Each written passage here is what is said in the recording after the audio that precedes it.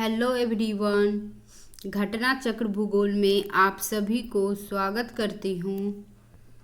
Panama नहर मध्य America में Panama के स्थल डमरू मध्य को काटकर बनाई गई प्रमुख जहाजी नहर है। यह अटलांटिक महासागर को प्रशांत महासागर से जोड़ती है। पनामा नहर दुनिया के कुल बड़े बांधों की संख्या का लगभग आधा हिस्सा किस देश में है? तो संयुक्त राज्य अमेरिका राज्य में है, देश में है। संयुक्त राज्य अमेरिका देश में है। कतिपय आकलनों के अनुसार दुनिया के कुल बड़े बांधों 15 मीटर या अधिक ऊंचाई या 3 मिलियन घन मीटर से अधिक भंडारण क्षमता की संख्या का लगभग आधा चीन में है।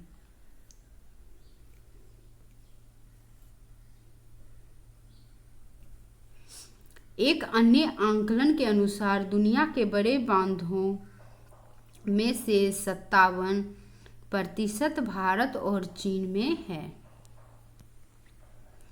प्रवाल भित्ति के बारे में हम अब क्वेश्चंस देखेंगे फ्रेंड्स। अंडू प्रवाल द्वीप किस महासागर में स्थित है? तो भारतीय महासागर में स्थित है। अंडू प्रवाल द्वीप भारतीय महासागर में। अंडू प्रवाल द्वीप या एटोल भारतीय हिंद महासागर में स्थित है। यह मालदीव का दक्षिण तक एटोल है।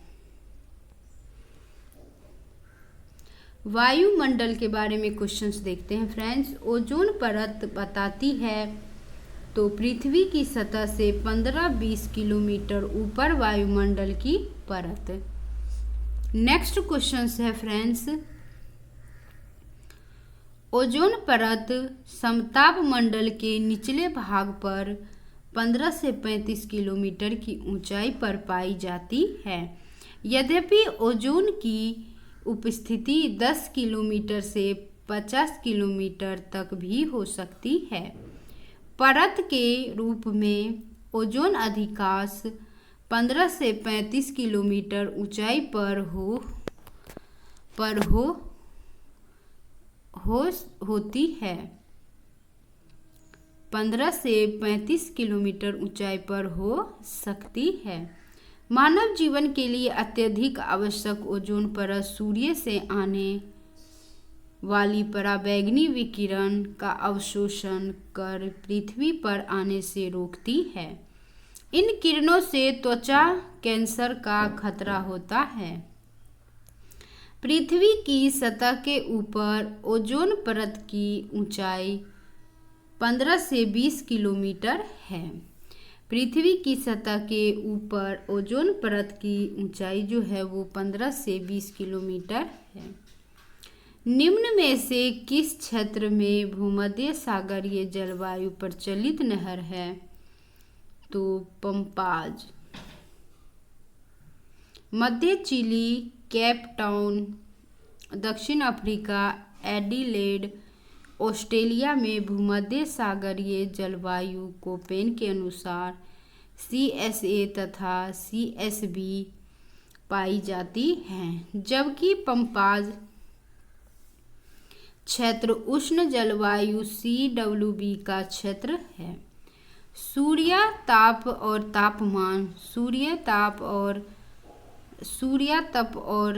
तापमान के बारे में क्वेश्चंस देखते हैं। साफ रात और मेघीय रातों की अपेक्षा अधिक ठंडी होती हैं विकिरण के कारण। मेघीय रातों में वायुमंडल में जल वाष्प की मात्रा साफ रातों की अपेक्षा अधिक होती है। बहिर्गामी पार्थिव विकिरण को जल वाष्प अवशोषित करता है। फलस्वरूप मेघीय रातें अपेक्षाकृत अधिक गर्म महासागर होती है। इसके अतिरिक्त साफ रातों में वायुमंडल में जल वाष्प कमी के कारण रात्रि के समय पार्थिव विकिरण आसानी से शून्य में चला जाता है और साफ रातें ठंडी महसूस होती हैं। वास्तव में वायुमंडल ग्रीन हाउस प्रभाव की भांति व्यवहार करता है। नेक्स्ट क्वेश्चंस है हवाएं। हवाएं के बारे में हम अब क्वेश्चंस देखेंगे। गरजने वाली चालीसा, कुद्र पचासा और चीखने वाली साठा पवनें पृथ्वी के किस गोलार्ध में चलती है? दक्षिणी गोलार्ध में चलती हैं। गरजने वाली चालीसा, कुद्र पचासा और चीखने वाली साठा पवनें पृथ्वी के दक्षिणी गोलार्ध में चलती हैं। दक्षिणी गोलार्ध में पछुआ पवनों की प्रचंडता के आधार पर इन्हें यह नाम प्रदान किया गया है। मानसून का निवर्तन इंगित होता है, तो इसका आंसर होगा ए और सेकंड, 1 और सेकंड और थर्ड, ये तीनों ही जो है इसका उत्तर सही है। साफ आकाश से, बंगाल की खाड़ी में अधिक दाब परिस्थिति से, स्थल पर तापमान के बढ़ने से मानसून का निवर्तन होता है। उत्तरी भाग में जब मानसून लौटने लगता है तो प्रारंभ में स्थल पर तापमान में थोड़ी सी वृद्धि होती है। उसके बाद स्थल पर तापमान में क्रमशः कमी आती है। मानसून के लौटने के साथ साथ उत्तर पश्चिम में विस्तृत निम्न दाब का क्षेत्र बंगाल की खाड़ी की ओर बढ़ने लगता है। इस समय आकाश स्वच्छ हो जाता है। अब हम वन के बारे में क्वेश्चंस देखेंगे।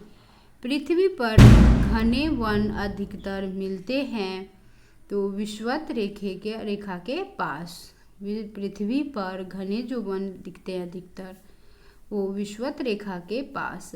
उष्णकटिबंधीय सदाबहार वर्षा वनों का विस्तार विषुवत रेखा भूमध्य रेखा के पास 10 डिग्री उत्तर से 10 डिग्री दक्षिण अक्षांशों के मध्य पाया जाता है। ये बहुत घने होते हैं। ये वन विश्व के 3 बृहत्तम क्षेत्रों में विस्तृत है। अमेजन बेसिन जो ब्राजील और बोलिविया, पेरू और इक्वेडोर, कोलंबिया, वेनेजुएला और Guyana, Suriname, Congo basin, Congo गणतंत्र और कैमरून, मध्य अफ्रीकी गणराज्य और गैबन, इक्वेटोरियल गिनी और कांगो लोकतांत्रिक गणराज्य, दक्षिण पूर्वी Asia, Indonesia, Papua New Guinea है। नेक्स्ट क्वेश्चन है फ्रेंड्स,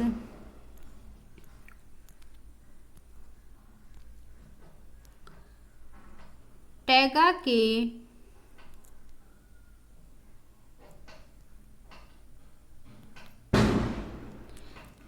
के कोणधारी वन प्रदेशों में विकसित होने वाली मुख्य मृदा जो है वो पॉडजोल है।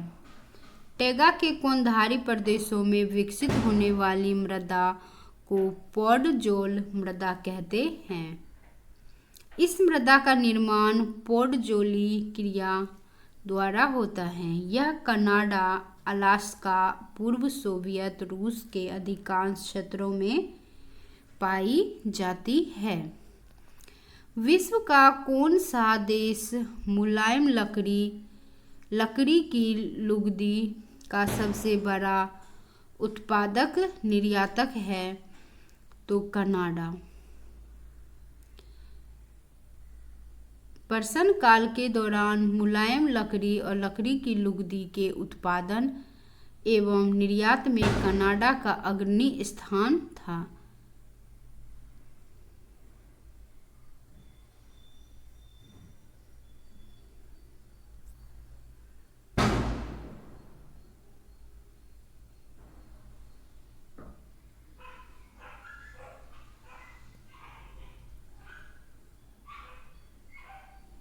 संयुक्त राज्य अमेरिका विश्व का शीर्षस्थ लुगदी उत्पादक है। विश्व जलवायु के बारे में हम अब देखेंगे। टी वार्था के अनुसार भारत की जलवायु किस प्रकार की है? तो इसका आंसर हो जाएगा उपयुक्त में से एक से अधिक।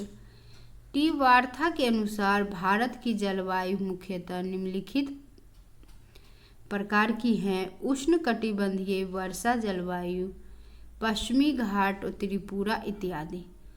उष्णकटिबंधीय सवाना जलवायु तटीय मैदानों व प्रायद्वीपीय भारत में है। और उष्णकटिबंधीय स्टेपीय जलवायु जो है वो महाराष्ट्र, तेलंगाना, आंध्र प्रदेश इत्यादि। उपोष्ण कटिबंधीय स्टेपी जलवायु जो है वो गुजरात, पूर्वी राजस्थान, दक्षिणी हरियाणा इत्यादि। उष्ण कटिबंधीय शुष्क जलवायु जो है वो अरावली के पश्चिम में है। आर्द्र उपोष्ण कटिबंधीय जलवायु पंजाब से असम तक मैदानों की जलवायु। आर्द्र पर्वतीय जलवायु जम्मू और कश्मीर, हिमाचल प्रदेश, उत्तराखंड आदि में स्थित है।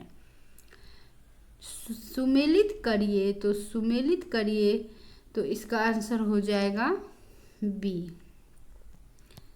सही सुमेलित देखते हैं फ्रेंड्स। जलवायु परिस्थितियों का सही सुमेलित देखते हैं। अत्यधिक गर्म सहारा मरुस्थल में, अत्यधिक ठंडा अंटार्कटिका में, अत्यधिक वर्षा चेरापूंजी में, अत्यधिक सूखा चिली में। अब मृदा के बारे में क्वेश्चंस देखते हैं। किस मिट्टी में केशिका कैपिलरी सबसे अधिक प्रभावशाली होती है? तो चिकनी मिट्टी में। केशिका क्रिया चिकनी मिट्टी में सर्वाधिक प्रभावशाली होती है, जबकि बलुई मिट्टी में यह न्यूनतम होता है। मृदा संरक्षण वह प्रक्रम है जिसमें मृदा को नुकसान से सुरक्षित किया जाता है। बृहद अर्थ में मृदा संरक्षण का अर्थ केवल अपरदन को नियंत्रित करना ही नहीं होता, बल्कि इसका उद्देश्य भूमि की उच्च स्तरीय उर्वरता को बनाए रखना भी होता है। सामान्य अर्थ में भूमि उपयोग में सुधार ही मृदा संरक्षण कहलाता है। नेक्स्ट क्वेश्चन है, भौगोलिक अपरदन चक्र की संकल्पना इनमें से किसने प्रस्तुत की है? तो इसका आंसर हो जाएगा बी, W.M.